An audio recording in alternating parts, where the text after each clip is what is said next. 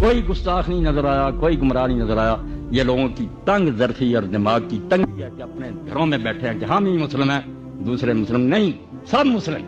آپ اس کنویں کے مینڈک کی طرح نہ رہیں، نکلے اس کنویں سے سمندر میں چلے جائیں، سب نظر آئیں گے کہ بڑے بڑے عالم ہیں، تہجد گزار ہیں، اور یہ اللہ شیعوں میں بریلویوں میں کوئی کافر نہیں. مسائل ایسے ہی کسی کو جو پہنچا بیچارہ سمجھ رہا کہ حضور نے یہی فرمایا،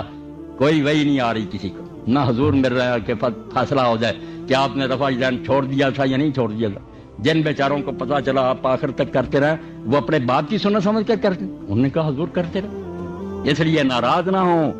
دل تنگ نہ کریں، ایک ہی سب میں کھڑے ہیں، آپ رفع یدین کر رہے ہیں وہ نہیں کر رہے، خوش ہو جائیں، آپ کا دل پھول کی طرح کھل جائے کہ یار ایک نمونہ حضور کا میرے پاس ہے، دوسری تصویر اس کے پاس. کوئی ناراض نہیں ہونا چاہیے، بلکہ اگر سفیان ابن عیینہ کی طرح کریں، میرا مشورہ یہ مولوی مان لیتے تو ہر عالم جو تھا وہ کبھی رفع یدین کرتا، کسی